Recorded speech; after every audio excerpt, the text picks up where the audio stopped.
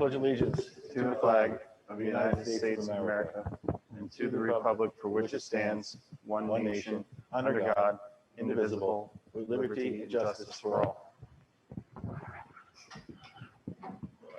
All right, good evening. Recognition, this is to advise those present at this meeting of the Board of Education of Pinelands Regional School District in the County of Ocean that adequate notice of this meeting was provided in accordance with the Open Public Meeting Act. The notice has been posted in the Board of Education office, the junior high school buildings. The notice was also mailed to the Press of Atlantic City and filed with the municipal clerks of Bass River Township, Eagleswood Township, Little Lake Harbor Township, and the Borough of Tuckerton. Mr. Brown, may I have a roll call, please? Mrs. McVeigh. Here. Mr. Dalio. Here. Mr. Rossetti. Here. Mr. Williams. Mr. Williams will be marked absent this evening. Ms. Chambers. Present virtually. Ms. Poklakua. Yes, here virtually. Ms. Palladino. I'm here. Thank you. Ms. Hannadel. Here. And Mr. Bartlett. Here. All right, moving on to 5, approval of February 9th, 2021 agenda. May I have a motion? So made. Second. Any questions? Roll call, please. All those in favor of approving the agenda as presented, please say aye. Aye. Opposed, please say nay. Motion carries. Approval of minutes. Recommend motion to approve the following minutes. Can I have a motion? So made. Second. Any questions? Roll call.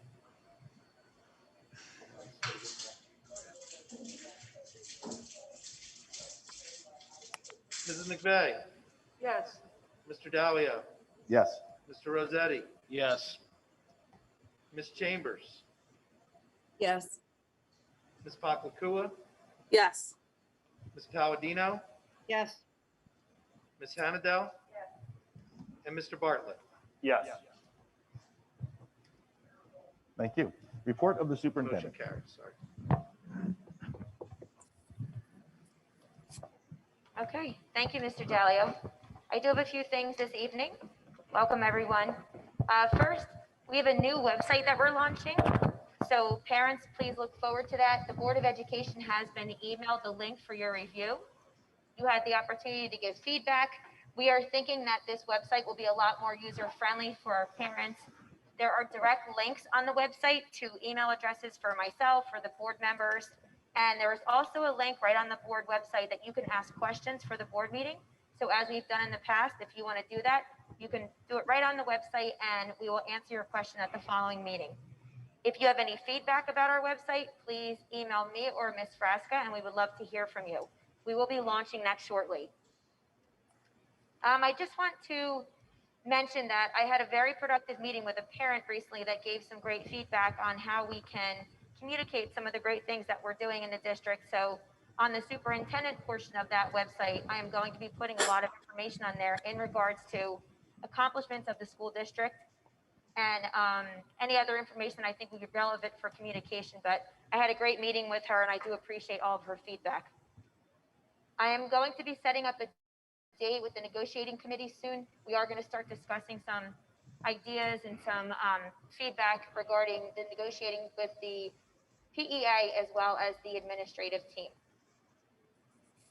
Once again, I want to mention that we are anticipating and hoping for some additional CARES money that we can use for summer programs for our students.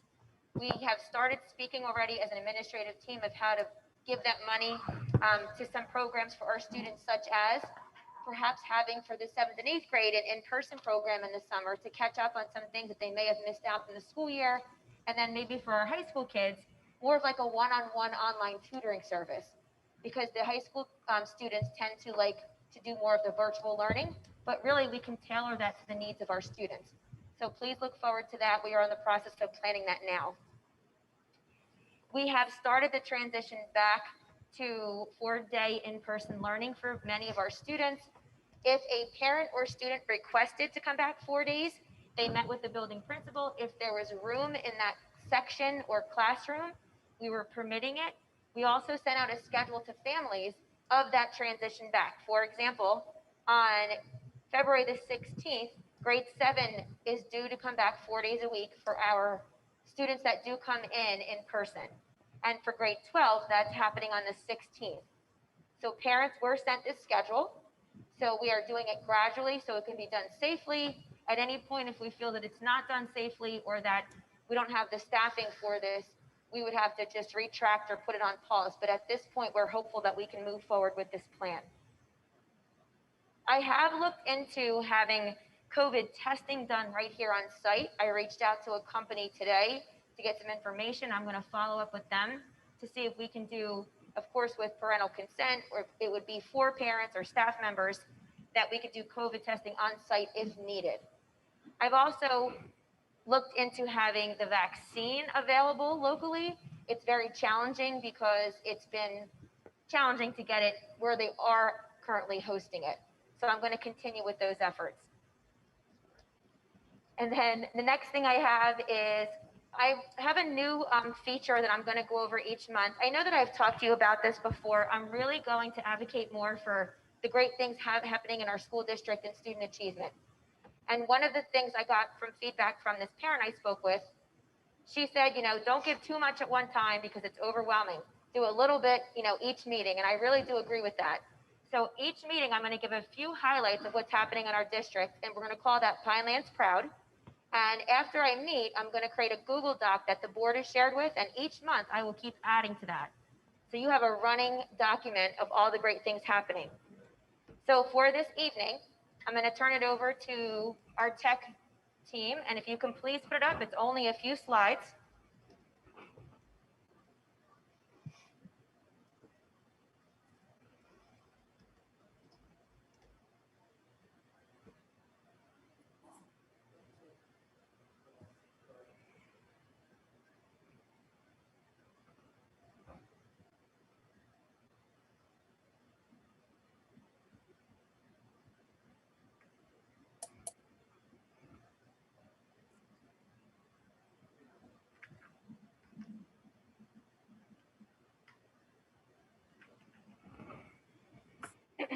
Okay, as I said, it is called Pinelands Proud.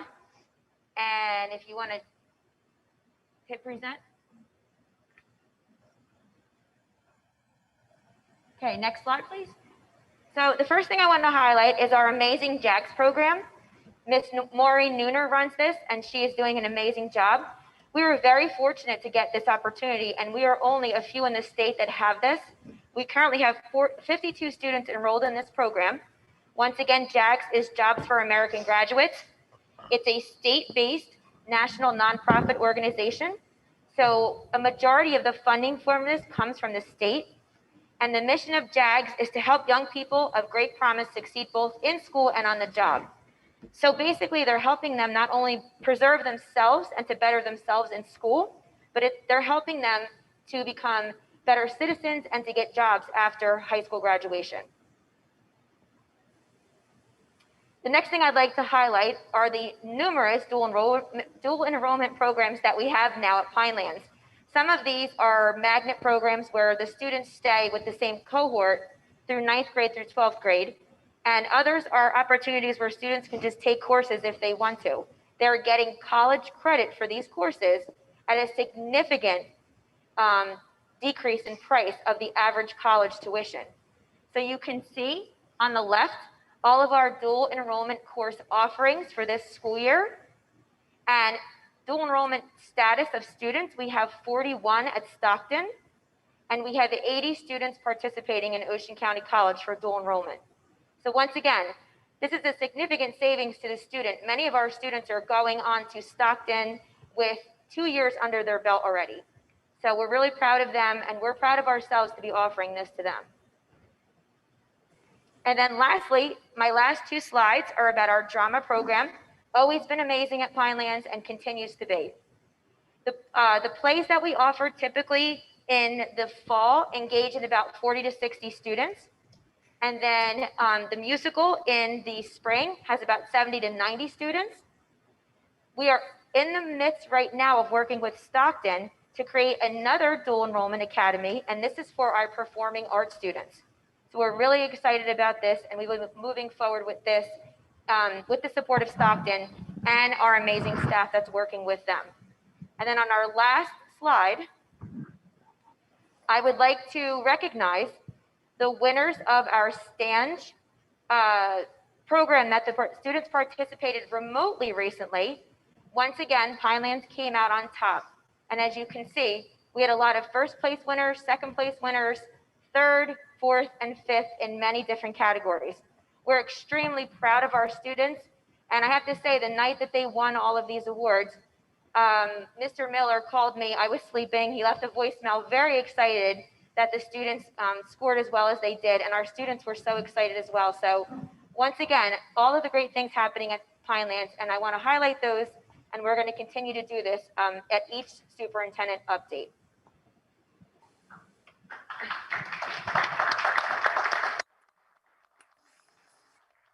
And then I just have one more thing. On behalf of myself, the administrative team, and our staff, we want to send our prayers and wishes out to Gianna and Caitlin. We hope they're doing well, and we hope to see you back in school soon. That's all I have. Thank you. Moving on to presentations. 2019-2020 audit presentation by Holman, Freena, and Allison. Are they virtual? Yes. Okay, Good evening. How you doing? very good. Good. Thank you for having me tonight. My name is Ryan Waldron. I'm a senior audit manager with Holman, Freena, Allison. The partner on the job, Jerry Conde, had something come up last second that he could not make the meeting tonight. So I wanted to, he had asked if I could cover, and we spoke to Nick earlier to go over a few things. So I'm just going to go over a few of the items regarding the audit for June 30th, 2020. I believe everyone has a copy of it. I'm not going to go through page by page, so there's no need to necessarily follow along, but I'm just going to highlight some of the areas, how the district did during the year, and then also just provide some insight on our opinions that we offer. I'm going to kind of hold the good news. Usually I like to hold the good news to the end, but I think it's kind of with all the negative things that we've kind of gone through over the past year with COVID, I think that it's good to just come right out and say that we have no formal recommendations or comments for the report this year. So we have a clean, unmodified opinion. All the audits were in accordance with generally accepted accounting principles, the government auditing standards, and all the requirements set forth by the Department of Education. So we have no issues of non-compliance or any other items to issue to the board tonight. So again, congratulations to the board and to the board office for a great job during the year. I'm just going to go through a few of the more high-level areas that the board might be concerned with. And overall, in a difficult year with all the things going on, the school district actually performed very well compared to their budget they adopted last year. For the 2020 school year, the school district had anticipated utilizing surplus of their own fund balance of about almost $1.5 million to balance their 2020 budget.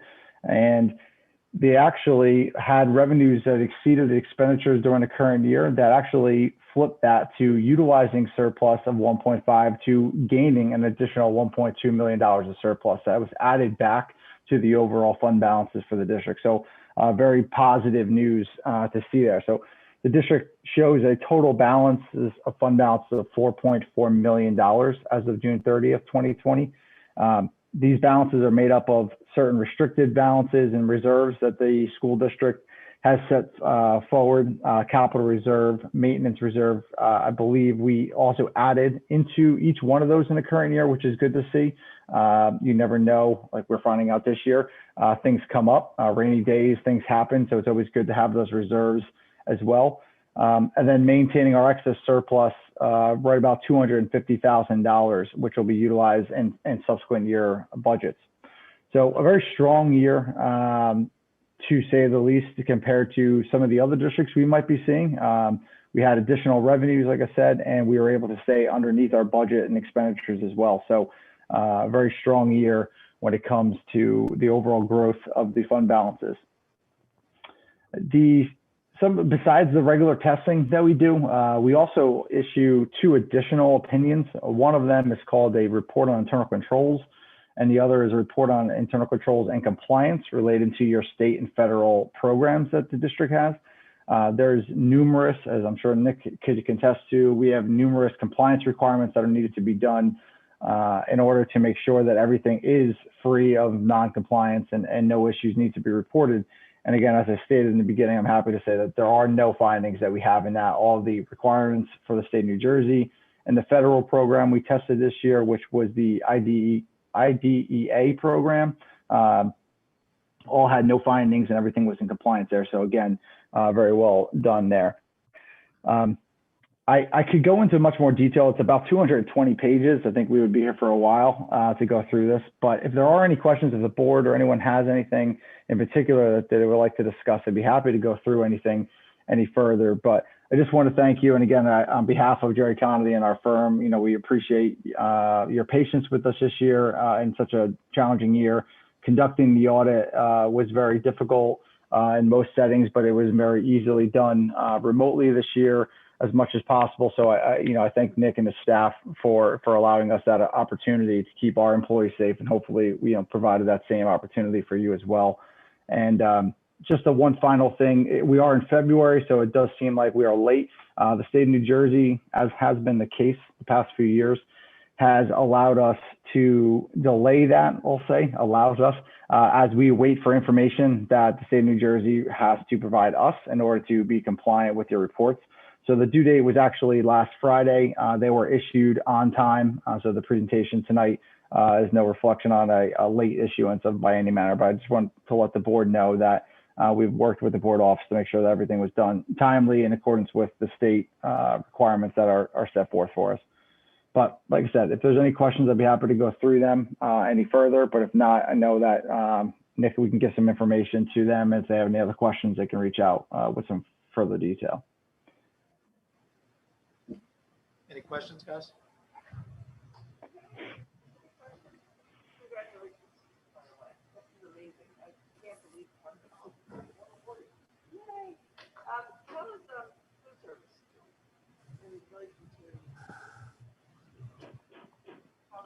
We can't hear. Yeah, I'm sorry. It's a little hard to hear. Can you repeat that?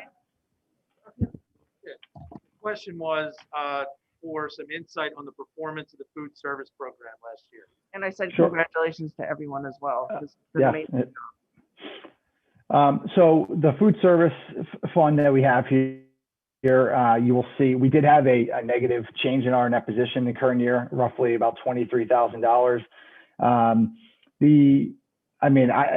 I will say as a certainty, we do roughly 65 school districts in the state of New Jersey, and we do the audits for. There are very few school districts this year that had positive revenues over expenditures in the food service programs. The school district actually did have a profit guarantee of about $53,000 that will be reporting on the financial statements. So including that, we still were below where that is. And again, this is seen statewide, and I hate to be pessimistic because I would love for this to be different, but this could be the case again in fiscal year 21 as we still struggle through the situations that we find ourselves in. So I think it's something that we're monitoring, the district, I'm sure, Nick is monitoring, but again, you're not alone in this. This is something that is statewide when it comes to the position of the food service. So I'm just dealing with the students and the lack of sales, really, for that matter, that would be shown during the pandemic. Yeah, and it's not a negative. I don't mean it as a negative. I know how much they're doing in the food service for the community. I just wondered in general how that looked. Yeah, no, of course. Point with the state. So I appreciate that. Yeah, of course. Is that it? Any other questions? So yeah, I would just like to comment. Go right ahead, Karen. So yeah, I think this is my 9th year on the board. I believe this is the first time that I can recall that we've had a clean audit with no audit findings and no internal control or compliance issues. So I kudos to Nick. Good job, Nick, and the business office team. I know you've been juggling a lot this year, but nice work. I just wanted to recognize that. Thank you very much. I do want to just take a moment to thank John Yates, Ms. Hoffman, Ms. Miller, Mr. Talarico, the entire central administration, our admin at the school level. This is not a reflection of the work that I've done. This is a reflection of work of the entire administration. Everybody managed their budgets responsibly, tightened their belts in a really difficult time, and is committed to spending our tax dollars responsibly. So I appreciate the praise, but it is a reflection of the effort of the entire administrative team and the central office. So I also want to just thank them for their efforts as well. Thank you, Nick.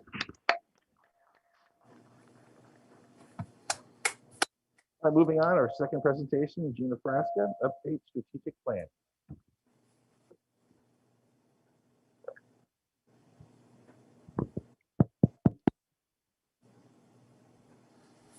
Good evening, everyone. It's great to see everyone. Hello, everyone in virtual land. So tonight I am going to present an update on our strategic plan. It seems like so long ago that we all got together. I think we had 40 or 50 community members that were part of the development of that plan. So we are actually halfway through the plan at this time. The plan is going from 2019 through 2022. So we are about 18 months in. So I thought it was a good time to kind of take our temperature. How are we doing? With everything that is going on. I am excited to share some of our accomplishments, and also we need to see where we are going from here. So without further ado, one of the things that came out of the strategic plan teams was the writing of our new mission vision statement, which I tried to bring up all the time because it is very simple. We want to create a positive culture and space to encourage lifelong personalized learning opportunities for students, staff, families, and community members. So I will always bring that up whenever we're doing anything. Does this meet our mission vision statement? Thank you. Along with that, we also have belief statements that were written with that group. We believe that children learn best when they are engaged in authentic learning activities that have clear and challenging expectations. We believe that children learn best when families, the community, and the school staff work together and are dedicated to providing a student-centered education. We believe that children learn best when their physical and emotional needs are met in a safe and challenging learning environment. We believe that a student-centered learning environment prepares a child to live in a successful, productive, and meaningful life.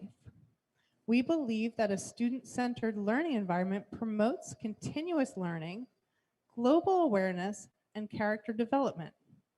We believe the role of the community is to facilitate and provide opportunities and supports for students' pursuit of curricular and co-curricular endeavors. And we believe the role of the students' families and community is to support the school and students in learning. So with that, we had 4 goals. Our first goal is really wrapped around academics. It's producing positive, productive citizens. Goal 2 is to create a positive image through the consistent dissemination of academic and cultural success. Goal 3 is to create and ensure a clean, safe, and positive environment for all students, staff, and community members while maintaining all fiscal responsibilities. And goal 4 is to create a connected plan that uses effective communication techniques to involve and encourage all stakeholders. So diving into that a little bit, we had a lot of action steps for goal 1, actually 2 slides. And if you notice, I did put check marks because I believe that we have met many of these steps already. We are going to give you a lot more information on this in the summertime when we do our retreat to show evidence of all of these accomplishments, but I do believe that we have met everyone on this first slide. So personalized learning, we are above and beyond with our personalized learning, making sure that we are meeting individual needs of the students, giving needs interest surveys, academic strengths and challenges for each individual. We have worked with the PBSIS system. We have kicked that off. We've been working with that for 2 years. So that is going strong. I'm really proud of the next one, implementing the one-to-one device initiative.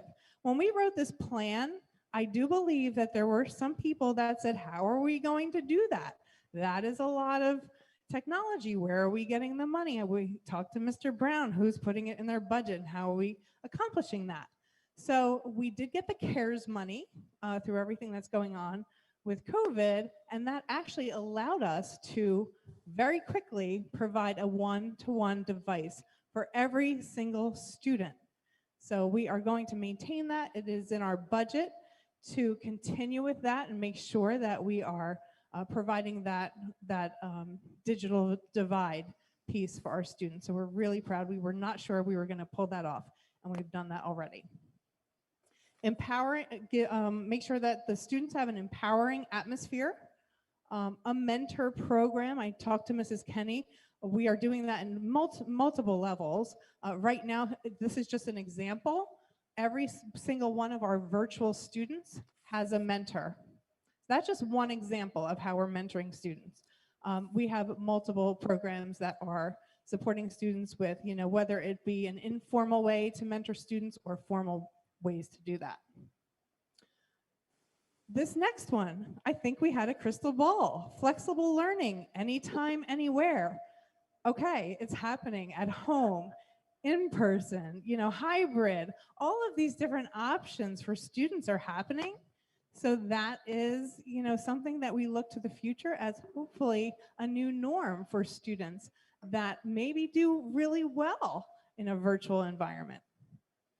Students have a say on whether they take a class online or in class. Again, we are doing that. We are actually offering, and if you look in our course brochure, which was in my board report, it's a draft. We have a Spanish class right now for 8th graders that's online, so they can take it so that they could test into Spanish 2 for their 9th grade year. So again, voluntary. The kids can, take that opportunity to take that online class. We are also offering Keys to Financial Success in the summertime for kids that want to get that requirement out of the way. So again, giving students choice, giving students options and opportunities. Oh, can you go back? Sorry. Personalized learning okay, got that one. The next page. We're still on goal 1, flexible scheduling for extended learning with time built in for collaboration projects. We do a really good job with that at the junior high, especially with some of our Title I funds. We have some mentoring going on and tutoring and cohorting. So we are looking to move that more toward the high school, but I do think that we are doing a good job with that. The next one, actually the end of my presentation is going to kind of delve into this a little bit, but I do look at student data. Obviously, it's not the biggest priority right now. It is one piece of information that we still have to monitor. And we try to determine what gaps in the instruction that need to be focused on and what learning needs to take place. And the last one here is include a career-ready perspective. And we are always looking at, what careers students are pursuing, what the world needs right now. We're looking to expand our STEAM program at the junior high so that eventually when our current 7th graders become 9th graders, they'll have a robotics program here. We also obviously have the vo-tech options for our students. We have the JAG program.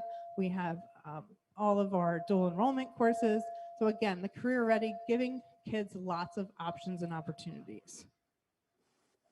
Am I buzzing? Goal number 2, creating a positive image. So I did not check off the first one, positive social media, Facebook, Twitter. We do have the wonderful Cat Eye who does a great job. Mr. Arduin and group does a great job with getting out all of the positives. It's something that we are working on to streamline all of our communications. I don't know if this is in this one, but I will mention that our website, it was in my board report, if you didn't see it.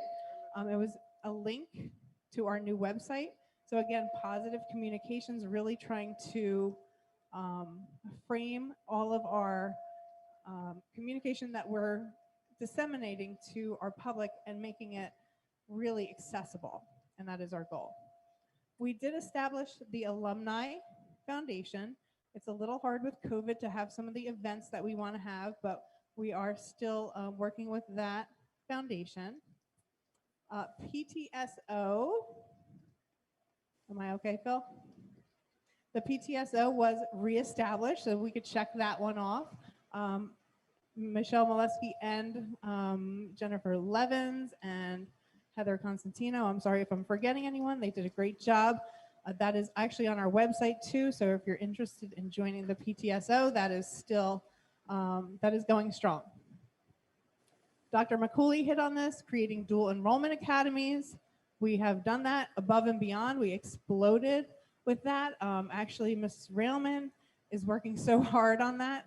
We went from 3 classes to over 20 in 1 year. So that's a really big accomplishment, but it's a lot of work too, to get the kids enrolled and help them out with that. And then we do this, but I didn't check it off yet because I feel like this is always a work in progress, researching and implementing best practices, establishing local and global connections. Goal number 3, create and ensure a clean, safe, and positive environment for all. We did rebrand the district. I don't know if you realize that we did that. We have a new Wildcat logo that is on almost everything that we put out to the public. I know that both principals, Mr. Henderson and Mr. Shore, along with Will Sunderman, and they had a team that rebranded and they started to relook at how we are going to package, especially when we reopened this high school. Different signs, logos. I know Mr. Henderson's working on, getting some of our archived pieces out back on the walls and things like that. So that is something that they are working on, but that was done before we actually opened the high school. Pinelands app, our new website can be an app. So we just have to click a button to do that. I didn't check it off, but that's happening really soon. So, and it's really friendly, even if you just go to the website, it's very friendly to look at on your phone, the new website. And we do have job and career fairs. Goal number 4, again, this is communications. This goes back to our website, text, phone calls. We don't always, some parents don't always give reliable contact information, and we really have to get better at making sure that's always updated.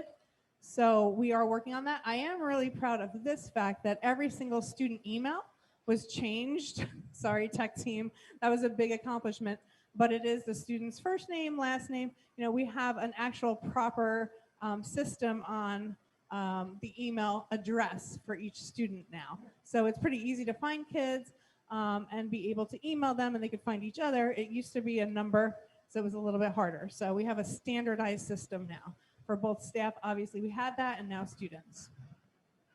We did not develop a list of alumni and community members yet that can share their expertise. We're working on that with the Alumni Association. We have a couple hashtags, but I didn't check that off because I feel like we need to come up with maybe one hashtag. I always use always a Wildcat. I know that Mr. Arduin uses Eye on the Pride. There's a couple different ones, which is fine, but we do have a couple. I don't know if we wanted to come up with a standard hashtag for our district. And to develop a communication plan. I know Dr. McCooley is working on that, but that's something that we could probably work on in the summertime and use that as one of our goals. So we're doing pretty well.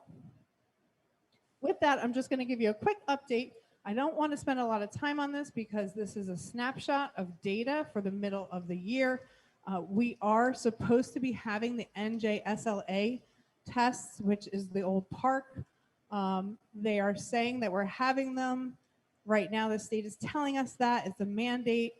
I know there's a lot of pushback, so we are still preparing students and still looking at their data. It is not everything. We are more worried about mental health at this point, but we are still tracking to see how they're doing. So this is 7th grade, pretty steady. The test gets harder, the assessment gets harder. So as they move forward, it gets a little harder. So they're doing well. We have a lot of students exceeding 15%. And remember, I don't know if you remember from my last presentation, anyone in the bubble meeting or exceeding is really most likely going to be predicted to pass the NJSLA. So I kind of took that number and put it on the post-it. 8th grade? 8th grade's doing really well. Moving up from 46% in those 3 categories to 55. And I will send this out to the board. 9th grade, we do have to take a look at that. We're not sure where the drop is coming in, but my teachers are working in their PLCs to identify some of these deficiencies. 10th grade's moving up, 39% to 49%. And again, 11th grade, not so sure. We need to dive in and see. Maybe they weren't really engaged in the test. This assessment is biased at this point because students are all in different environments and it's not standard at all. So, there are so many factors. We really can't look at this as, this is exactly how the students are doing because we don't have standardization with the environment for the students, especially because they took this benchmark at home because we were virtual at the time. Here is the math data. This was the fall data. Again, I grouped the bubble meeting and exceeding and what the percentage was of students passing. You can see our middle school algebra does really, really well. So in September, our students were already getting 80% proficiency. And then the mid-year data, and I did compare that on the next slide. Again, the tests are getting harder as the year goes on. And the last slide here is, and you can see we are moving up. There are some areas we need to look at. This is math. And again, we're always constantly looking at data. This is only one data point. We have lots of measures. What are our next steps to make sure that our budget is aligned to our strategic plan, obviously? And also, I do want to provide you with a lot of data in the summertime and ask you what are our next steps so that we can meet all of the goals of our strategic plan. Any questions? You talked about the one-on-one. I just wondered if you could elaborate on that, the one-on-one mentorship, what that it looks like. So the students actually had to fill out a survey and they were paired up with someone who is working with them, checking in on them. All of the virtual students, is that what you're talking about? Yes. Yeah. So other students or other? No, staff. Oh, so there's that many staff too? Yeah. Wow. Okay. Just because they need a little bit more TLC as well, That's great. We also have mentoring going on in the junior high where students were working with a teacher over the summer and they're still working with that same teacher after school. Some of our Title I students. So again, that would be considered mentoring because they're just kind of keeping that relationship. Anything else? Yeah, Gina, based on like last year when we had, before COVID hit, compared to this year where it's predominantly COVID, where do we stand? Where's the student population stand as far as seeing We're growth? about the same. We didn't have NJSLA last year. It was canceled in the spring. So it's really hard to tell that, we're comparing apples and oranges at this point. The year before that, we did really well. We're just watching to see, we want to see growth. We want to see kids moving forward. We're keeping a really close eye on all of the different factors. The trends are pretty similar to years past. Okay. This is our first year using Linkit, which is our assessment, which is fully aligned to the standards. We used it last year as a pilot just to practice with it, but this year everyone's using it. We kind of did it in pockets last year, so we didn't have the same kind of data. Okay, thank you. And if you do get a chance, please look at that website, and there's a feedback link. Give us some feedback because we are going to launch it soon. So if you see anything that we missed or something you can't find, just let us know. Thank you. Thank you. Thanks, everyone. All right, moving on. Presentation of the survey results from Amy Nass and Dr. Kim Clark.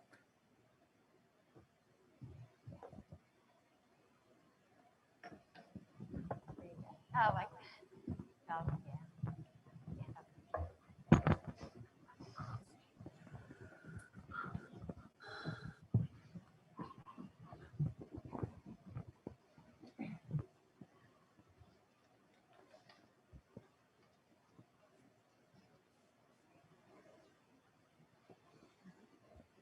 Good evening, everybody. Thank you for allowing us to join you tonight. I'm Dr. Kimberly Clark. I'm the assistant principal at the junior high school. And I'm Amy Nass. I'm the assistant principal and supervisor at the high school. So tonight we are just going to talk to you a little bit about our climate surveys that we do.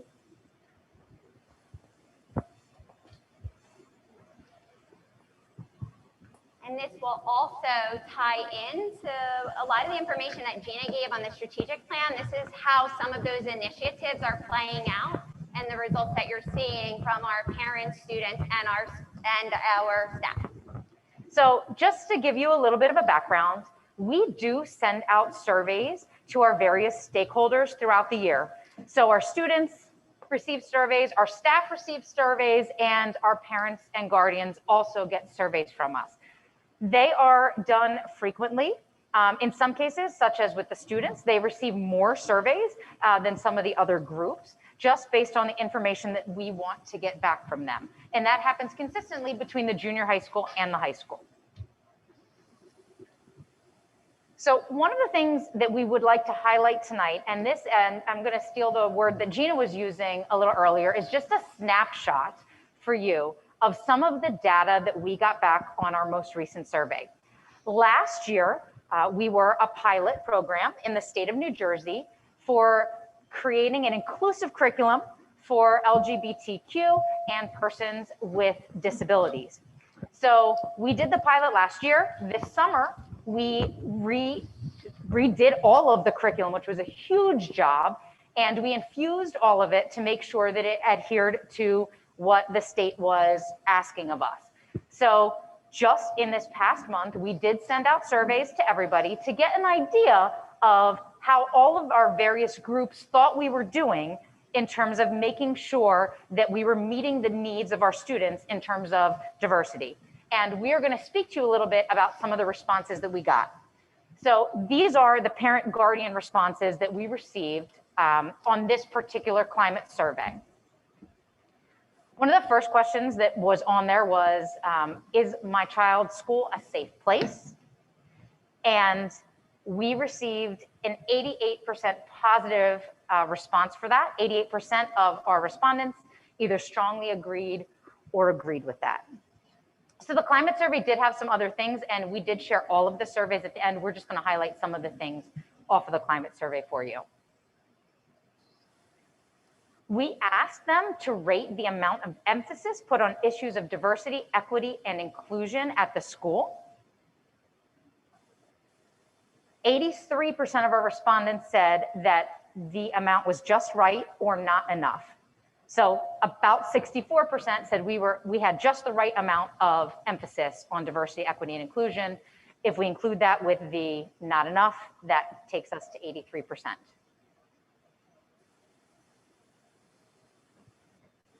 So with the inclusivity piece, our question was, at this school, my child learns about people with whom they can identify in terms of race, ethnicity, gender, sexuality, etc. Thank you for giving this one. It's nice and bold. 77% positive rating that they do feel that their children are learning about people with whom they can identify with. And with acceptance, at this school, my child is able to freely and openly express their ideas, opinions, and beliefs in a respectable way. And our positive number, it's hard to see. It's all right. 80% of our respondents agreed or strongly agreed that this is true. So in terms of staff responses that we got back over the course of the past month, with regard to safety, the question or the statement was, I feel safe at this school. And 67% of staff either strongly agreed or agreed with that. There is a little asterisk next to this because we wanted to delve a follow-up question to this without giving you too many of the details was, if you do not feel safe, can you please give us a reason why? Out of the 24 and 8% that said they did not feel safe, 67% of them said it was due to concerns over COVID. So not 60% overall, but of the ones who disagreed, 67% of them said it was for COVID-related issues. For our diversity question, rate the amount of emphasis put on issues of diversity, equity, and inclusion at this school. 96% of our staff members said just right or not enough. With regard to inclusivity, in terms of the curriculum and resources, are our children able to learn about people with whom they identify? 92% of them said that they agreed or strongly agreed with this. We are going to share this presentation with you, so we will send that out when we're done. So looking at acceptance, at this school, our students are able to freely and openly express their ideas, opinions, and beliefs in a respectful way. 93% of our staff members strongly agreed or agreed with this statement. So moving on to student responses, we are going to highlight some of the diversity questions, and then we are going to discuss a little more about some questions that we have asked them related to some of the initiatives that we're working on and just school climate in general. So for the high school safe day, is this place a safe place and secure place for you to learn? 84% of them said that it is. And again, for the kids who did not agree, a lot of them, it was because of COVID that they felt unsafe coming back to school. At the junior high school as well, the same question, is the school a safe and secure place to learn? 75% of them said that it is. Of those that did not, the majority of them said it was a result of COVID concerns that they felt unsafe. Diversity emphasis for the high school students, rate the amount of emphasis put on issues of diversity, equity, and inclusion at this school. 94% said it was just right or not enough. And you can see in that arrow, like 5.5% that disagreed or strongly disagreed with that statement. At the junior high school, rate the amount of emphasis put on issues of diversity, equity, and inclusion. And 85% of our students said just right or not enough. Acceptance for the high school students, and my teachers have established classroom environments where I'm able to openly express my ideas, opinions, and beliefs in a respectful way. 82% strongly agreed or agreed with that statement. And at the junior high school, the same statement with being able to openly express ideas, opinions, and beliefs. 57% of students agreed with that. For continuing on acceptance, students and staff members are treated fairly and with respect, regardless of race, gender, age, ethnic background, sexual orientation, or other differences. 78% agreed or strongly agreed with that statement. And also for the high school, at this school, I learn about people with whom I can identify. 69% agreed or strongly agreed with that. And you can see I put the strongly disagreed. You can see the breakdown of where that came with our kids and their responses. So you do notice, like in the middle of that circle, there are the white lines, and that's because we often include an other response where if students have something else they want to add to it, they are able to. And so all of that white chunk right there are where our students chose to not necessarily pick one of these, but make their own comment to us. So that's why there's a portion missing out of the pie chart. At the junior high school, with regard to learning about people with whom students can identify, 56% positive. And you can see as well, there were a number of students who chose to provide their own responses to that question. So one of our focuses has been really on mental health and mindfulness. We'll talk a little bit later in the presentation. But with that, students are taught how to cope with stress by using appropriate coping skills.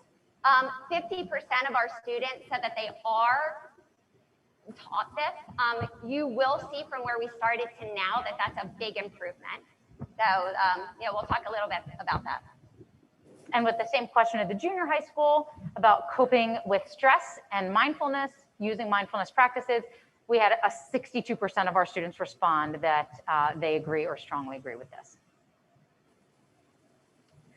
So to just kind of summarize this, this is very validating for us because we did put a tremendous amount of effort into making sure that our curriculum was inclusive. We met with various groups and we've had many conversations about ensuring that we were not only meeting the state's requirements in terms of inclusion in our curriculum, but also making sure that we were being true to our students and being true to our community. And so the responses that we got to have such a huge amount of positive responses from parents, guardians, staff, and from students as well is very validating and lets us know that clearly we're not perfect and there are some areas that we can work on, but that we are on the right track with this. We are also looking to continue to take a critical eye at our diversity inclusion within the curriculum and within our buildings, not just from the focus of ensuring that people in the LGBTQ community and people with disabilities are included, but that we are including diversity across the board. So that is something that, you know, the pilot might have started this a year ago, but that we are continuing to take a critical eye to make sure that our practices are the best practices and are meeting the needs of all of our students.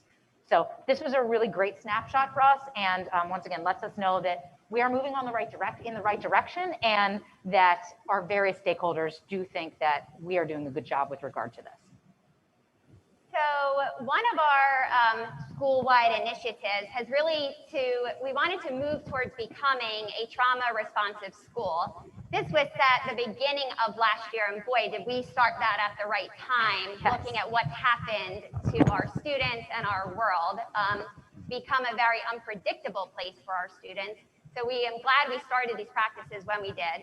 There are 3 pillars of trauma-responsive care, that of safety, emotions, and connection. So this has been a focus on a lot of what we've done with the staff and then starting to roll that out with our students.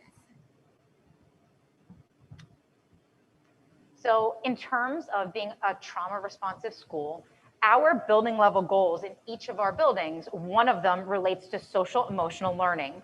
So we wanted to talk to you a little bit tonight also about some of the initiatives that are coming out as a result of this. And they really are district-wide initiatives because they are goals for both of our buildings. So one was resiliency training. We started this last year before COVID hit. We had about 25 teachers and staff members participate. Over the summer, another close to 14, 16 people. They also went through an extensive training. And I just want to add, it was 3 full days where our teachers attended. They did not get paid for it. It's because they are so dedicated to this work and to helping our students. Absolutely. Another program that we're implementing, and we talked to you a little bit about this the last time we presented to you a few months ago, has to do with collaborative and proactive solutions, which we are putting as CPS here for short. We are training small groups of staff at the high school and at the junior high school and beginning phase 1 implementation of this. And to summarize this in a nutshell, collaborative and proactive solutions, CPS, is really taking the model of talking to students about when they are struggling and helping them to create an action plan about what they can do and how we can help them to improve in whatever area they're struggling. So it does take a little bit of training because there's a lot of questioning that goes into it and making sure that we really dig down to make sure we get the true reason why they may be struggling for whatever reason, whether it's academic or behavioral. So this is something we're rolling out across the district as well. We've also placed a strong emphasis on building connections and relationships. We've done relationship mapping where we've put every student's name and every teacher walked by and identified, do I know this student? Do I know something personal about them? You know, am I a go-to person for them? This year, because of COVID, we did a virtual relationship mapping where every teacher went in. They noted if they had a positive relationship with a student, did they consider the student to be at risk? and were they a go-to person for that student? We took the results and matched up our kids that we knew very little about with mentors. You can see our virtual mentors as well as through the student success team, where they get a lot of individualized mentoring as well. And we also started our Pinelands Connect blog, which is really for our teachers. We push out articles, videos, all kinds of great information, just really geared towards the framework of applied educational neuroscience, which is where the brain meets learning and how we bring that together. So that's a blog. I gave you a link to that. Please feel free to check it out. It's one of our new initiatives that we started this year to help support our teachers in this research and to give them the best research out there to help our students right now. So we have mentioned mindfulness practices, which that relates to our goal, our social emotional learning goal. And the focus this year, a piece of that is on self-care and helping not just our students, but our staff members to learn how to deal with stress, how to cope with it, and things that they can do to take care of themselves so that they are in a great place to help our students to learn and to be successful. Moving on in that same direction, we've done a lot of what we call brain-aligned practices, mindfulness, attention focus practices, brain intervals. All of these connect to really help our students prime the brain for learning and to start recognizing their own emotions and how do we regulate emotions and how do we really just get in that right frame of mind for learning. And keeping the self-care in mind, a lot of our professional development this year has been self-driven because everybody needs something different right now during this pandemic. Some people need to know a little bit more about various technologies. Some people would like to know a little bit more about those brain-aligned practices.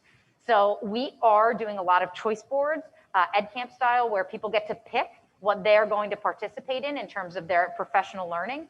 And one of the offerings, and we're starting another one in March, is a book club. I mentioned the Diversity Council already. We are participating in Keene University's Diversity Council. And once again, that is also helping us to continue to keep that critical eye on what's happening within the district.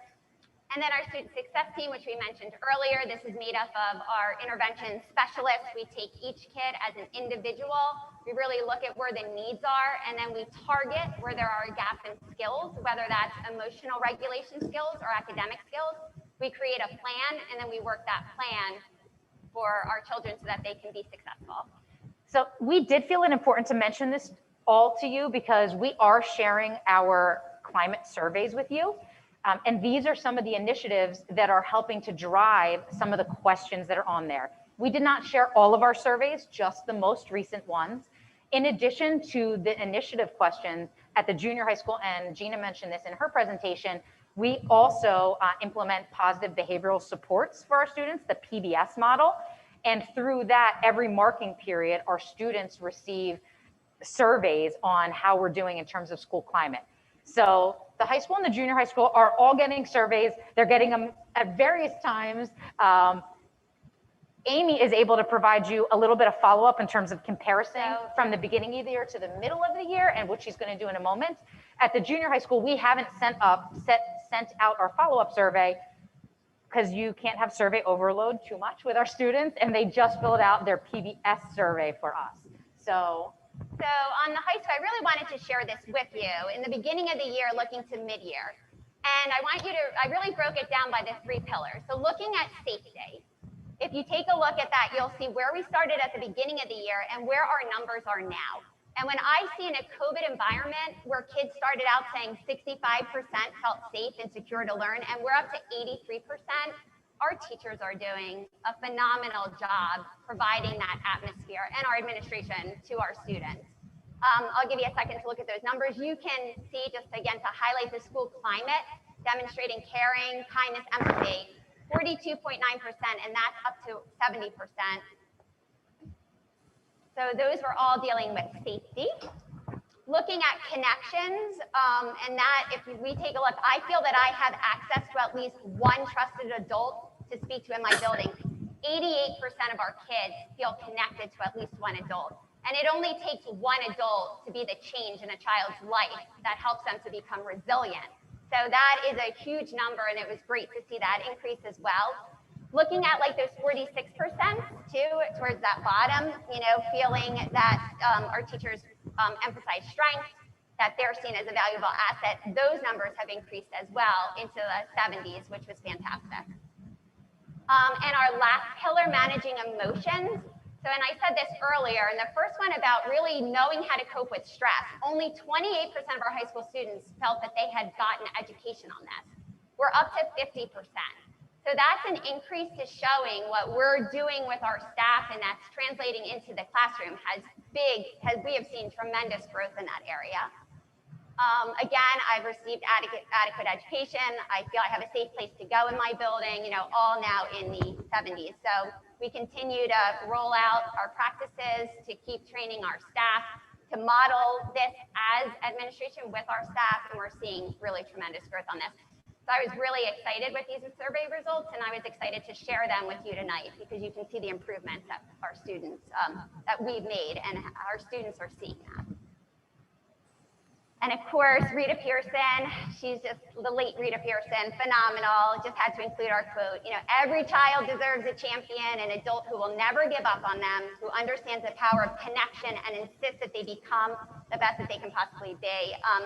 I'm really proud of the staff that I work with because they literally work so hard to connect with our students and to provide them that safe place.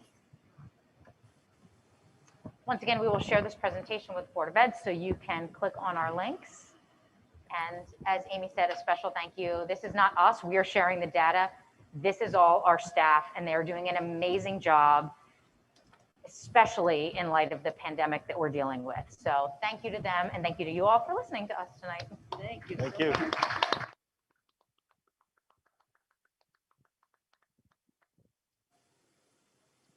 All right, moving on to board work session. Amazing. I have to say. Really is. That's a lot of work.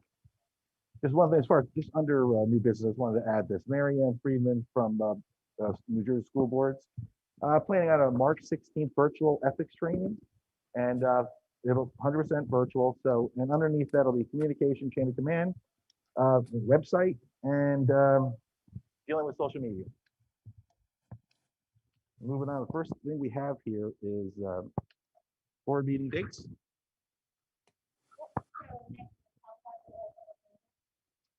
Yeah, you'll notice that a couple of meeting dates, I emailed the board a little while back about the May and June date.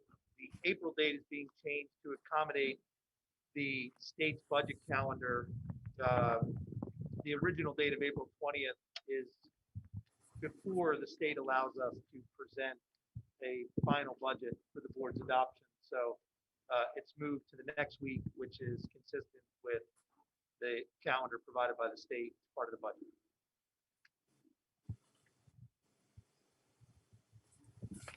All right, I have budget committee update. So the committee met on January 27th, and it was all virtual, and it was basically an overview of what the school district is facing as far as budgetary responsibilities. It was basically an overview and early estimates and various revenue sources. They touched on. I did send an email, an update to the board shortly after we had our meeting, and it was just touching on revenue sources and new legislation coming down the pipe. A lot of the departments are still going to be sending in their budgets, correct? They've been submitted. They have been? The business office is still compiling. You guys are working on it. Yep. Okay, I just wanted to give you a brief update on that. The committee did meet, we did have discussions on it. And when's our next meeting? Have we set that? No, we're sending out meeting invites Okay. This week for the February meeting. Okay, so whoever's on the committee, please look out for those updates. Okay. I'm sorry, did you say a date or a week that you're looking at? No, we're gonna send that email this week to the members of the budget committee to find a date that works for February. Okay. Thank you. Yeah, we do have a regionalization committee discussion. We just want to see if we have any new members on this. Yep, so a reminder to the board that the current Pinelands board representation for the regionalization committee is Mrs. McVeigh, Mr. Williams, Mr. Dalio, and Ms. Hanadel. And we just want to confirm that everybody's still interested in continuing in this capacity in the upcoming year. We expect that that this process will start to get a little more involved in this year. So if you don't need to let me know now, but if you would not like to continue in that role, just let me know. We will we'll find another member of the board that is willing to take your place. I'm good. Fine. Nick, I had participated in I think it was 2 meetings early on. Will there not be an Eagleswood representative? Oh, no, there is an Eagleswood representative. This is just the Pinelands Board of Education members that are on that committee. And I have, Karen was on. Karen was on it. oh, absolutely. But there was, I believe it was Miss D'Ambrosio, and it was Farrow. If they're still a board member, I'm not really sure. And then Miss Snyder and Tyler Berga, their business administrator.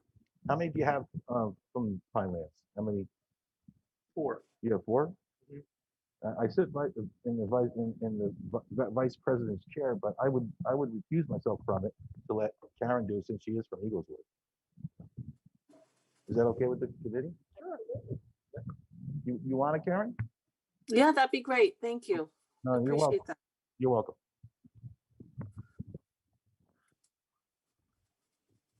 Moving on to the 2021-2022 district calendar draft discussion. All right, thank you. The board was sent out a draft of our calendar. We also sent you the VOTEC calendar, so you can see that. Just to discuss the process a little bit, we typically wait for the VOTEC calendar to come out, and then we base our calendar around that, because that's what the other neighboring schools do in Ocean County. So we'd like some consistency on that. Plus, we don't want to be on a different schedule than VOTEC because our kids are traveling there, obviously.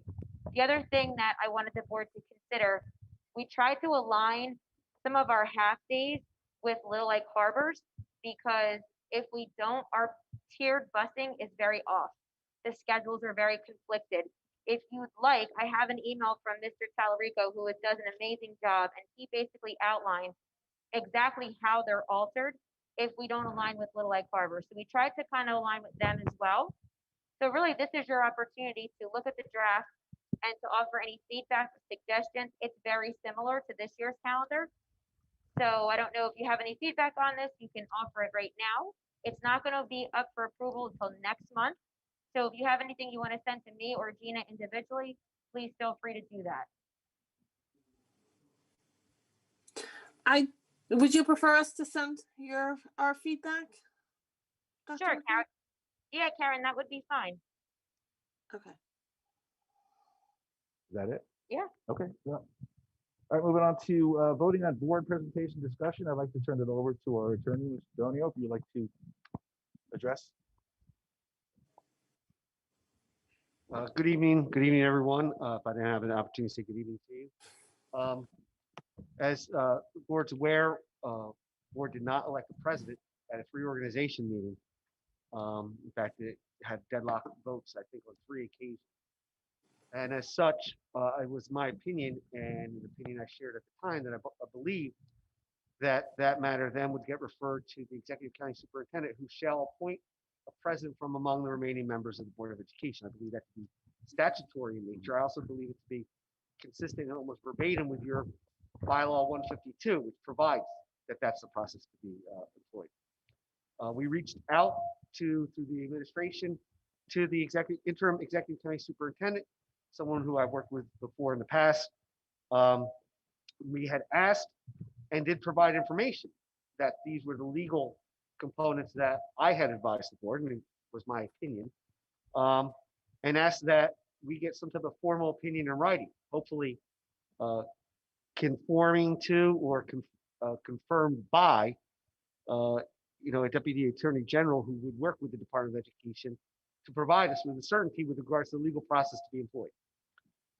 We didn't receive that, but rather what we did receive was a communication saying, since the board did not have a full complement of board members at the time, one member had not been sworn in at the time, now that it was a full board of 9, that it was suggested that the board engage in another vote. So the board has that in front of it. We have a suggestion for the interim executive county superintendent. Again, I believe, and it has been my experience, and I do want to speak about that just very briefly. I have had, unfortunately, that happen before in other boards I represent throughout the state of New Jersey. And my experience has always been that the executive county superintendent, before they were executive county superintendents, solicit interest from the remaining board members, evaluate that, perhaps set up an interview if they chose to, but otherwise, weigh, and then just select the person and advise the board of that. And that has been generally in a very expeditious way. The suggestion of doing a revote, again, is foreign to my experience, and I believe foreign to any experience of any school district solicitor. But that is the suggestion. As of now, I don't think I'm speaking out of turn or surprising anybody. You don't have 9 members here tonight. You have 8 members here tonight. So depending on how that vote would go, you might be, you might be faced with the same situation. That is why most boards, and in fact, all boards by statutory, when they're first created, are required to have an odd number of members so that you don't have tie votes.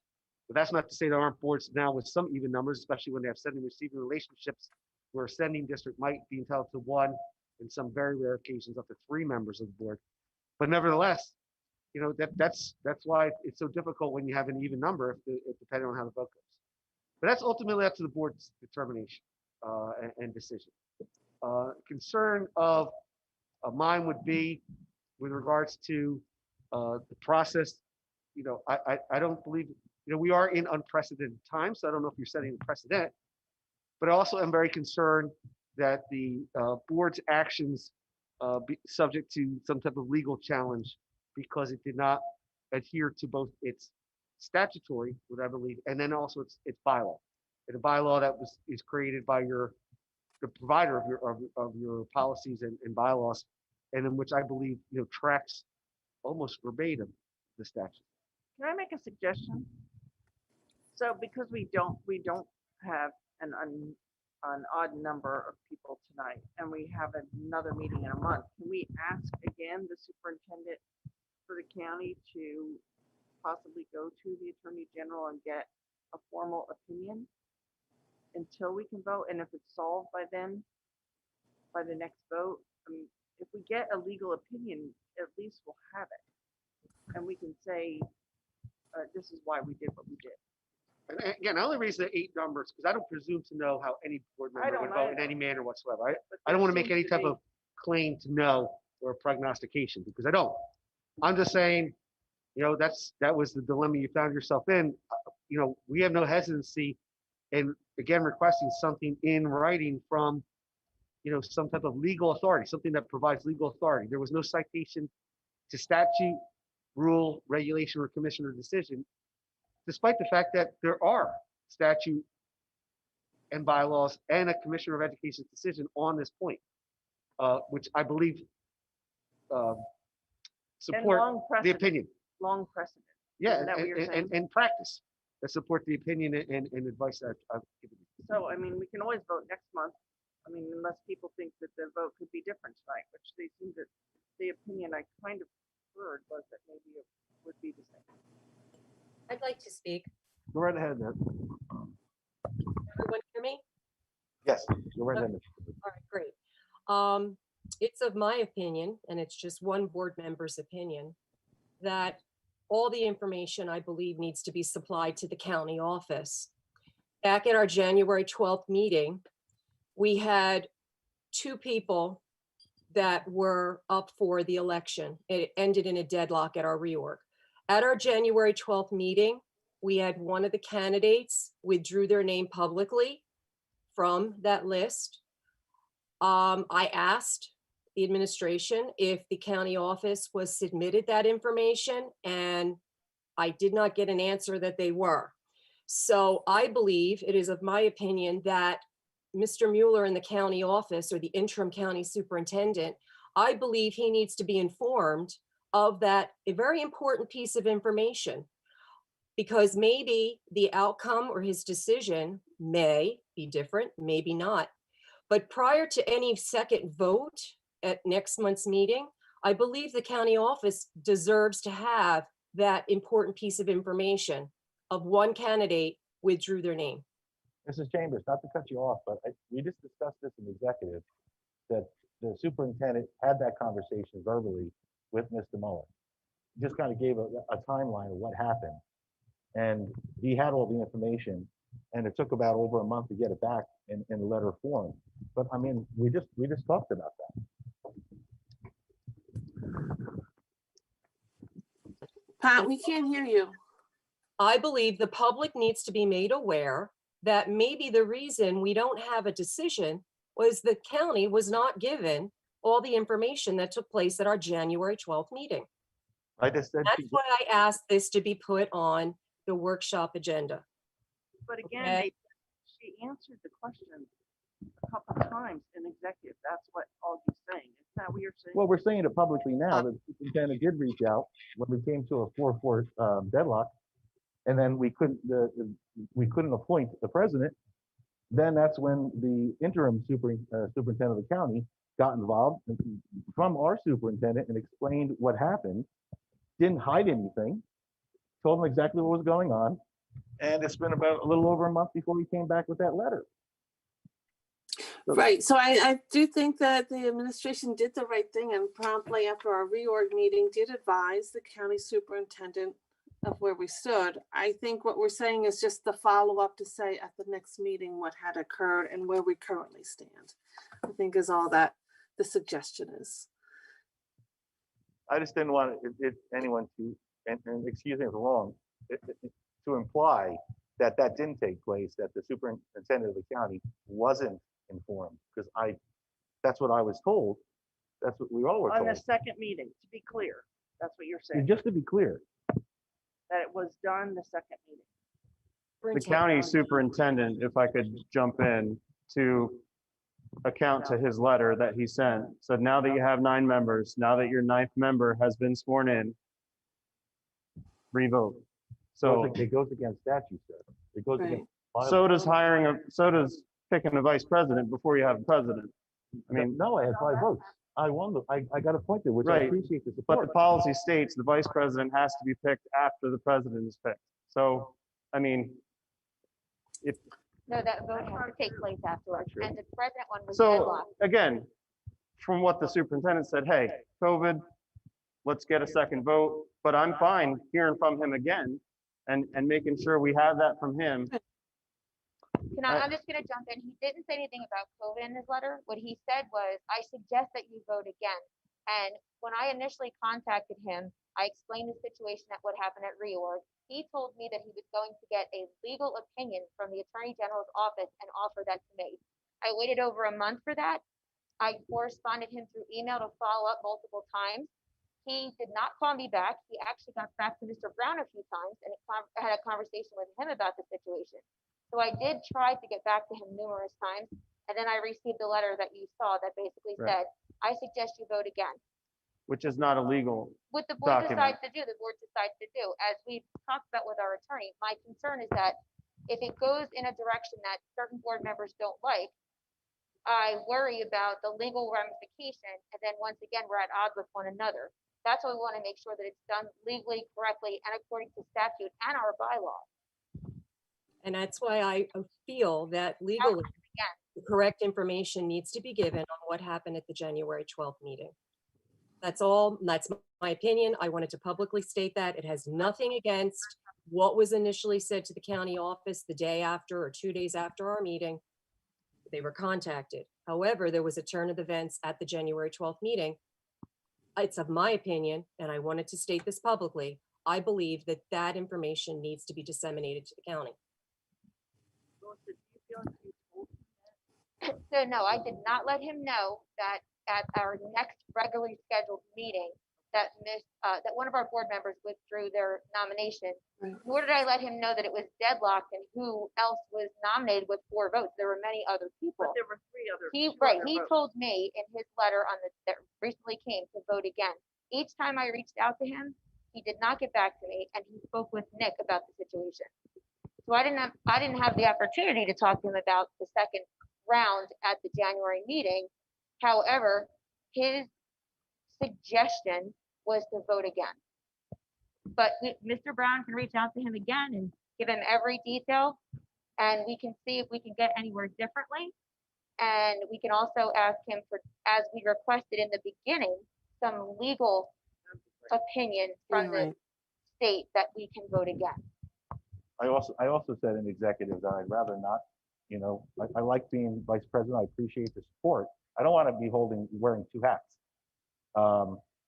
It puts me in a position too. I didn't ask for this, but if the will of the board that you're going to do this, I want to make sure that the board follows statute and we're not doing something that's going to come back on us as far as ethics violations. I don't care who the president is. You know, I just want it done properly. That's all. That's my concern. And I would hope the county office, once they're giving all the information, will make that determination for us. Whether it's, again, a revote, then so be it. If it's a different outcome, I guess we wait and see what that is. But I firmly believe that they need to be given all the information. Anyone else would like to? Well, just if I could just chime in, I believe that they received the information of what occurred on the reorganization meeting, but what I suggest is, actually, I'm very glad that this conversation is happening now and this conversation is happening here, in which case you just voted to confirm your minutes of what happened. So we will supply those minutes to the executive county superintendent, which should show all the votes that were taken, which should show how everything was cast. And now we have a clear written record that you just adopted that we can then forward on as well.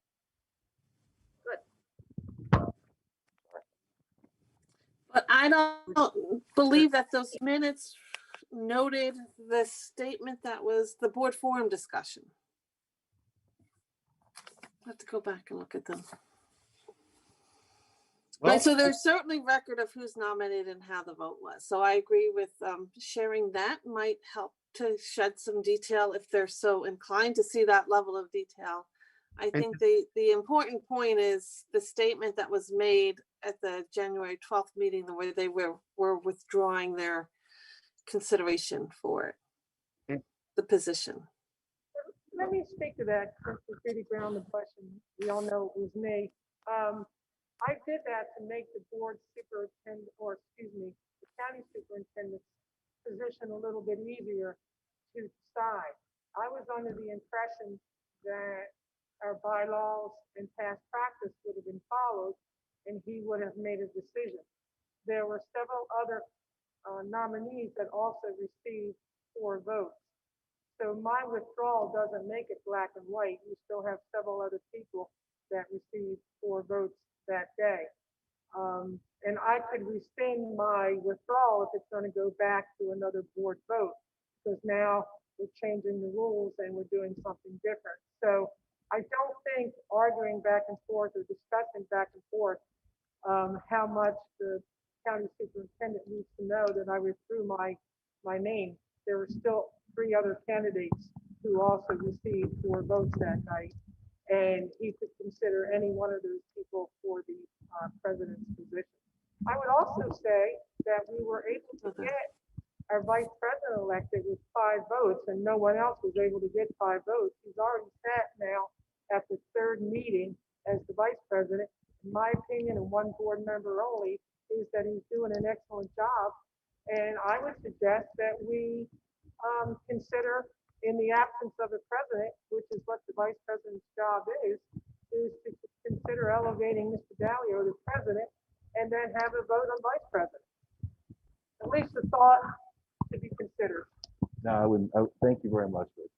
I would like us to have a board, and hopefully we can work together and we can have president for the board.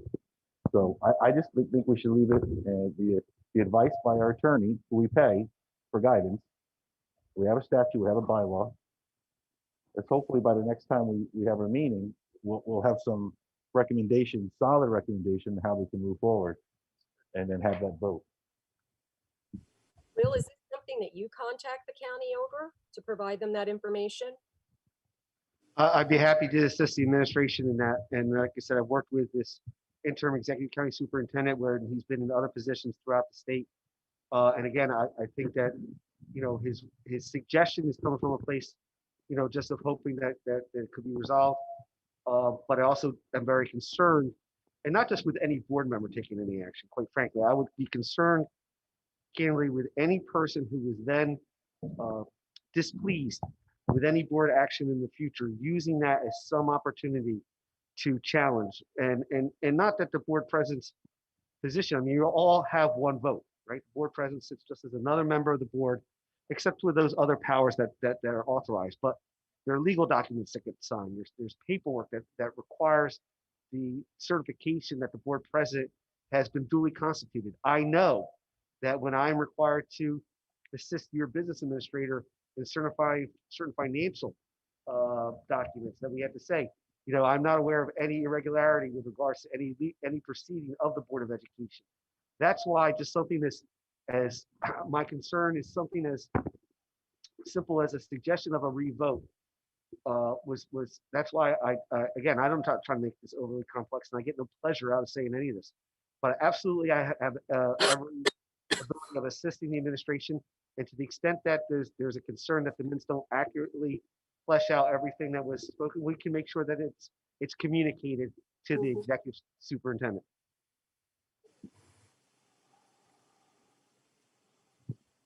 Any other further discussion on it?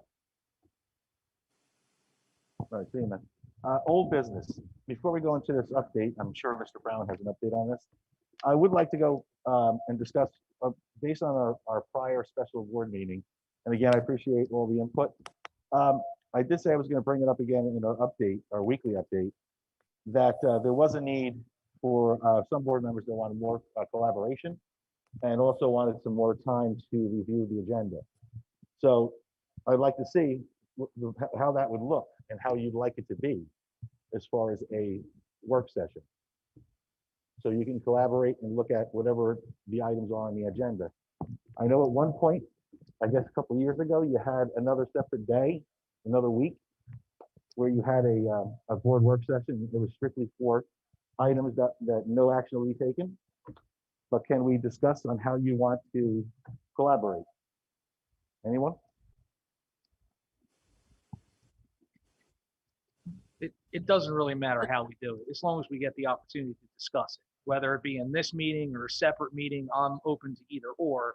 I just like that opportunity to actually have that discussion about, whatever the board decides, when, where, how, why, as long as we're able to do it. I'm not opposed to having another, I mean, some people may not like it, but I'm not opposed to having another board work session, but there has to be guidelines. We don't have a policy on it in our bylaws. We do not have a policy on board work session. No, I'm not necessarily sure it would be a policy, Augie, maybe more of a procedure. Policies are very definitive on what they're for. So, I mean, maybe legal could talk to that, but I think what's important that is if a board member has something they'd like to add to the workshop agenda, that it be put on for a discussion, such as tonight. I think it worked out well. There were other items on here that we discussed, and we were able to openly and transparently discuss that, and the public was able to hear that. And I think that's important, because I think that's where this Board of Education takes a lot of hits, which is what we discussed last week. So, I'm not opposed to another meeting, I guess, and another day. However, I know everybody's schedule is such that it's very hard to do that, especially with the times given. So, I mean, as long as, I guess, board members can be assured that if they have something they want discussed, like tonight, and there were a few items on there, I think that's important for the public to see us conduct business. Okay, so. Is it possible during the first board forum, if someone had something from the agenda that they either needed clarification or wanted to have a discussion on, that they could bring it up during that board forum? Of course. The board forum always seems to be a one-way kind of thing. I like it where it is with the workshop. Well, there's two board forums. There's the first board forum and the last board forum. I guess, and I'm not going to put words in your mouth, but I think there are some times when we get to the vote that there is more discussion that people would like to see. And possibly during the board forum, if you haven't been able to either get a question answered to your satisfaction or had an opportunity to ask that you put on the agenda during board forum, you could say item number such and such on the agenda. Is it possible we could have a discussion on it? So that we don't have that every meeting, but I think a second meeting, you know, I do my very best to get here to these meetings. Sometimes I have concerns about, you know, exposing myself to things that I don't want to expose myself to, being an older person. I don't know that I really want to invite during these times another meeting into my calendar. But I think that if there's something that somebody really wants to have discussed, maybe bringing it up during that time would be good. So it seems like the way it's situated right now, as far as the work session works for everybody, the way it's presented now. I think when there's a lot of work to do, we may need that extra session, but if it's more of a standard procedure, leave it as is. But if, again, I think in any entity, if there's extra work that needs to be done, we schedule a meeting or figure that out. Exactly. But I don't think it has to be a standing extra meeting every month. I think, I want to make sure every board member, you know, feels however they Yeah. feel. I would just add that I think it's okay as is, as long as we do have that opportunity to get input into what's on that board workshop session that we have on the agenda as is. And that if we would like to see something for the board to discuss, we have an opportunity to voice that and get that topic added on so that we can have a board discussion on that. That hasn't always been the case, but if we could maybe just make sure we have that voice as an individual board member, and if there's agreement that we should talk about it, we should spend some time talking about it. So I think the combination of keeping with the Q&A, making sure we get our questions asked, as well as if we keep this work session on there with the old and new business, and we have an opportunity to raise some new business, I think we could make this work with an isolated case where, as Mr. Bartlett just said, there may be an occasional time, once or twice a year, where there's a lot going on and we do need a special meeting. But we have accommodated that in the past. I agree. Anyone else from the board? All right, Mr. Brown, Gifford Dam update. All right, this is going to be really brief. Back in September, we retained a firm to take a look at the bog behind the high school and offer us some options. We just received the correspondence from that firm yesterday and have not had a chance to review it with council. We're going to review that information and provide the board and the public a more comprehensive update after we've had a chance to review it. We were hoping to have that a little sooner, but we didn't get it until yesterday. So more information coming on the dam. Thank you, Mr. Brown. Yep. It's residents forum agenda items only. Board policy 0167 encourages community participation every meeting. However, the board requests the public respect a reasonable time limit when commenting on agenda items.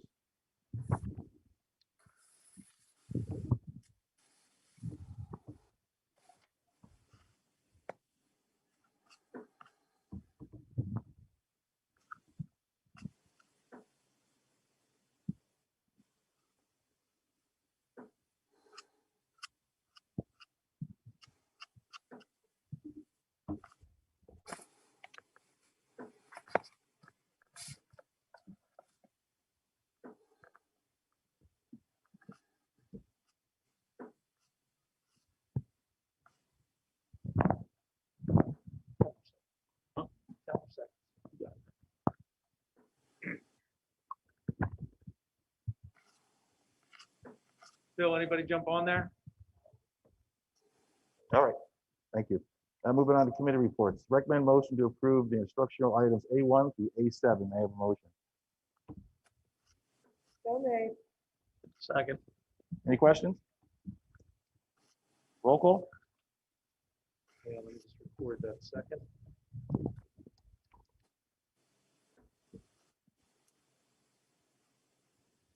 Roll call vote, Mrs. McVeigh? Yes. Mr. Dalio? Yes. Mr. Rossetti? Yes. Ms. Chambers? Yes.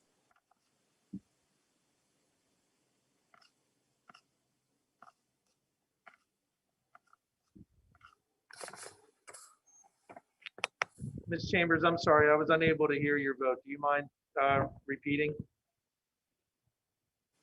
My answer is yes. Thank you.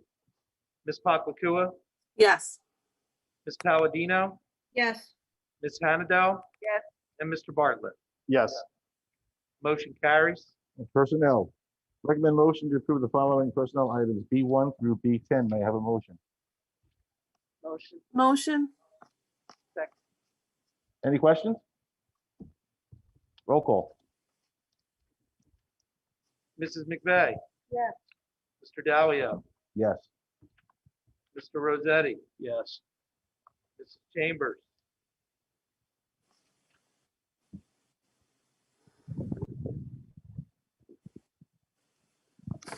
Sorry, Ms. Chambers.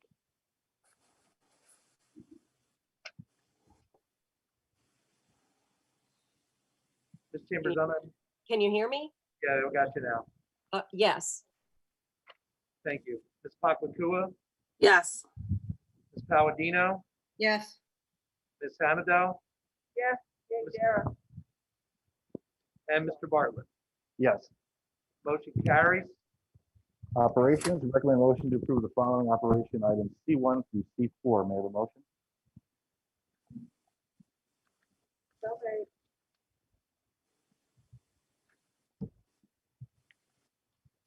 Second? Second. Any questions? I have a question on the equipment. It looks like it's older, certainly older equipment but it's still in working condition. I don't know if we've explored the possibility to perhaps donate it to a local organization or facility. Just something I would just ask if we could look into that. I will look into that, Ms. Paklakua. We did include the option for disposal or sale because typically working equipment would go on gov deals to be sold. But Okay. if there's a specific piece of equipment and a specific organization you have in mind, certainly I would reach out to them and see if they need something that we're getting rid of and coordinate that. So just let me know if you have that. Okay, no, nothing specific. It just seemed like it might be of use to some of the organizations in our community that have donated and supported us. I was thinking, but. Yeah, and I would encourage any of those organizations who might see something on that list that they find useful to feel free to contact me. Okay. If they were to request a donation, we would put that request on a subsequent board agenda for approval. Great, thank you. No problem. Any other questions? Mrs. McVeigh? Yes. Mr. Dalio? Yes. Mr. Rossetti? Yes. Mrs. Chambers?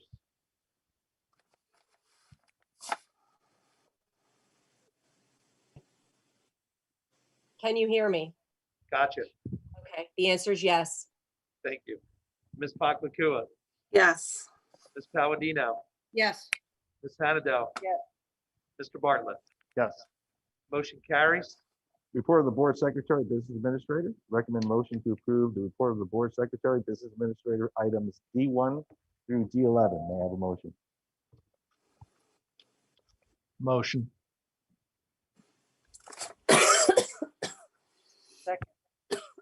Any questions? I have a question. Can you hear me? Yes, Yep. we can, Mrs. Chambers. Okay, good. I'm not sure what's going on with this mute button, but anyway. Hey, Nick. I just, I need some further clarification. I guess you're the one that answered my question on the Q&A.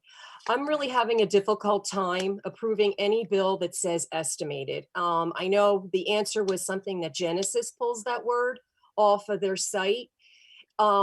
Is there another way? I mean, if it's an actual, we're being billed and it's an actual amount, is there something else that can be chosen instead of estimated? I feel like that's like approving a blank check. So when we set up a payment for a vendor for the year, we create a purchase order. And if we're unsure of the amount of money that vendor will be paid, we may put in the description when we set it up that the amount is estimated. And this is where Genesis is slightly different than systems. Systems would not pull this detail. Genesis is pulling that detail from the purchase order.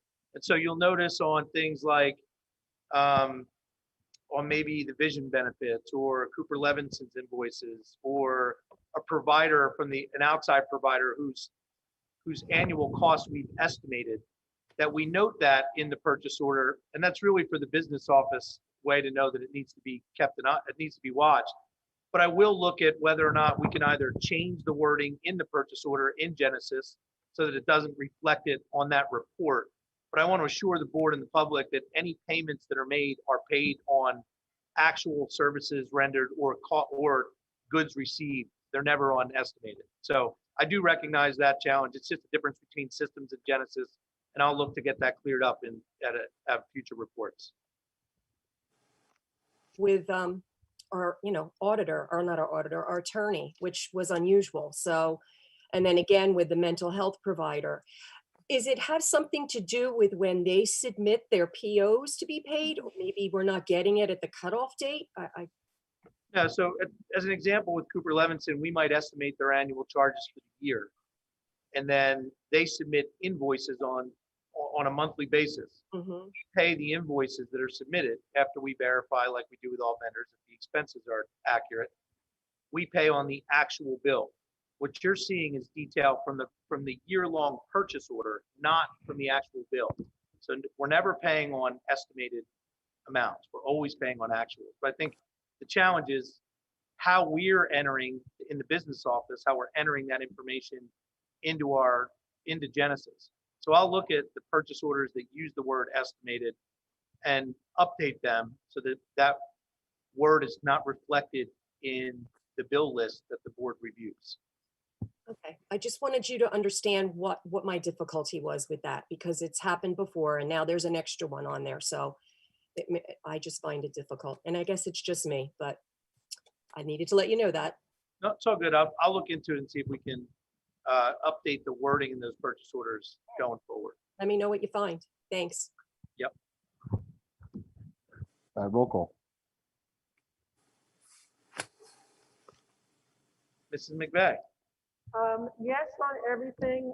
There are several bills near the end of the bills list that have to do with shared service agreements. And on those, rather than read out all the numbers, I will just abstain. Does that give you enough information, Nick? Yes, ma'am. Thank you. Mr. Dalio. Yes. Mr. Rossetti. Yes. Ms. Chambers.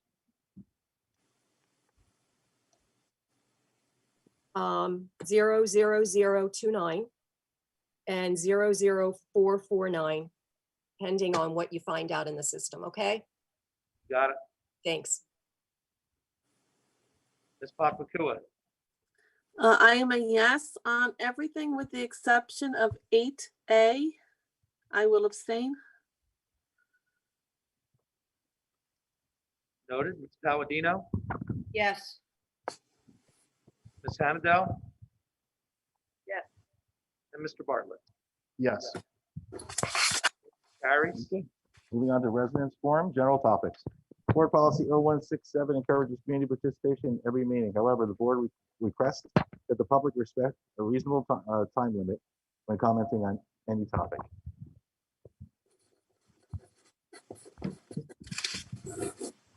Anyone out there?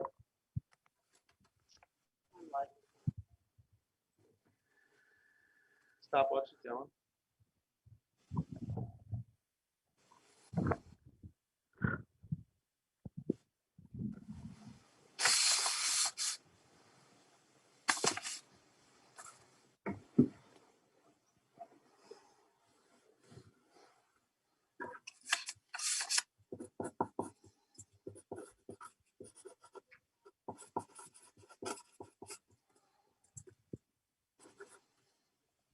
Phil, I don't see anybody new jumping in there. Do you? I think you're safe to proceed, Mr. Dalio. Okay. Well, if anyone jumps on, Very good, man. All right, moving on to board forum. Mr. Bartlett. Well, this is my first official full meeting. And it was nice to hear from the presentations tonight. The audit, which is good news, that's exciting. And then also from our presentation tonight. Thank you very much for that. That's exciting. That's all I really have for tonight. Just going forward, the minutes are gonna go to Mr. Donahue, and you're gonna help coordinate that with the county super. Right, and our super. Hey, super. There you go. Thank you. Mrs. Chambers. That was good, Mr. Bartlett. Good. Anyway, I echo what you said. Thank you very much. I would just like to add that maybe those minutes don't reflect the board forum where that was said in public. So maybe the video with the timestamp needs to go with it. Just another suggestion, because I don't know if it's reflected in the minutes. There's a couple of thanks that I'd like to, give a shout out to, because I don't think these people get thanked a whole lot. First of all, to Mrs. Bennett and her advanced marketing classroom for their cat attack that they put out every month. They do a good job keeping us abreast of some of the sporting events, especially since we're not allowed to attend in person. So great job, Mrs. Bennett. Along with that, we just had the first newsletter came out from Mrs. McGuire's class with her students. I took a look at that. That was very well done. They were some great articles that were done by her students. There were pictures of them, a little synopsis of each one. The way it was set up was easy to navigate. And I just feel that I needed to give them some kudos on their first newsletter. Very well done. Congratulations, great job. I can't wait to see what you do next. Thank you for the donation from New York Life. That's always appreciated. Congratulations to the drama students and their staff on their latest wins. Great job, great job. I'd like to say welcome to Mr. Bartlett to the board with your first board meeting. And the last person I'd like to thank is somebody in the district office that maybe doesn't get a whole lot of thanks, maybe from the board, but she's going to get it from me. And that's Mrs. Susan Schilling. I want to thank her for all of her emails, keeping us up to date and abreast on what we need to look at, where we can find things, any changes to the agenda.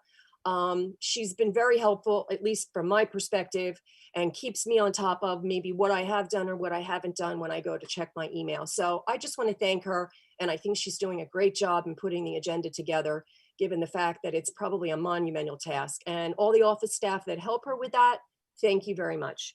Everyone have a nice evening, and we'll see you next month. Thank you, Mrs. Chambers. Ms. Hannadel.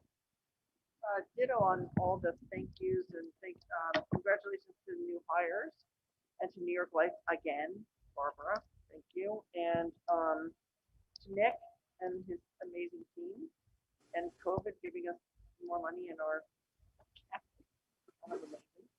account. But thanks to everybody. No, that's it. Okay, thank you very much. Miss Palladino, anything to say? No, not really. I just want to tell the two families of the two girls that my heart goes out to them, and I'm always thinking of them. It's awful what happened. I don't know if I should say it now, but I think I just need to email Mr. Donio and Ms. McCooley. Not to throw anybody out there. I just have a few concerns about the reorg meeting, some questions about it. I don't know if now's the time. I'd rather ask them first and then get back to everybody at the board after. Thank you. Okay. Thank you, Chrissy. Mrs. McVeigh. Yes, thank you. I'd like to thank Ms. Frapke, Dr. Clark, and Ms. Nass. It's just so nice to hear positive information and just have a better idea of what's going on. Thank you to you. I know you represent everyone, all the staff. What an amazing job they're doing under these most stressful of conditions. And just a big thank you. It's just so nice to hear. Great to hear that there's 52 students in the JAG program. And I know they're not all the top echelon students. There's an array of students that are in that program. And for them to all have the opportunity to learn how to be better citizens and the importance of getting a job is amazing. To have 121 students enrolled in dual enrollment programs is amazing. Congratulations from me to Chuck and the whole drama program. It's so great to have him back here at Pinelands. I hated to see him go, and I'm so glad that he's back. He is just such a driving force, and what a great program that is. Also to our food service program, I know sometimes we judge that on how much money they make, but as Tim had said earlier, they have been feeding the community through this pandemic, and kudos to all of them for everything that they've done. So have a good night. Thank you. Thank you. Ms. Paklakua. Yeah, so more of the same. Thank you to everyone. Agree with Ms. McVeigh, especially about our food service staff. Even though the buildings aren't full, they certainly have been keeping busy, helping to feed our community during this difficult time. So much appreciated. Thanks for the presentations tonight. It is good to touch base for us to get a view of where the students are at the midpoint of the year. So thank you for the presentations. I'll just add on, thank you to our volunteers. There was a long list of volunteers that we approved tonight. So I think that's great to have that community support with our volunteers, as well as a donation. And then lastly, I'd like to thank Dr. McCooley. I love that you are taking some time out of your superintendent update to just make sure you highlight a few of the good things happening here. I don't think we talk about that enough. So look forward to that piece of your update each month. And I think that's wonderful. So thank you for that. Thank you, Karen. Mr. Rossetti. I just want to say awesome job, Nick and the staff, with the awesome audit information. That's great. Thank you for the presentations. It's always wonderful to hear how well the school is doing.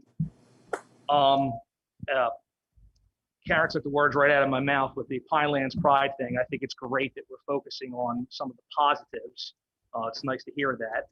And then in regards to whatever happens with the board president, whether it's goes by the county superintendent, whether no matter what happens, I just hope that we all come together, accept the results, and move forward together as a board. And thank you. Good night. Yeah. Thank you, Mr. Rossetti. First, I'm sorry, and thank you, Mr. Dalio, for listening to our concerns about communication and discussion. Appreciate it. Thank you very much. Thank you. Thank you. And everyone else has everything to say. I'm just going to be repeating it. So ditto to everything you said. Thank you for the presentations, ladies. They're very informative. Thank you, Dr. McCooley, for all you do for our district. And Mr. Brown, again, as always, thank you. So that's all I have. So I'd like to call adjournment. May I have a motion? So move. All in favor, say aye. Aye. Aye. We adjourn. Reminder to everybody that the next regularly scheduled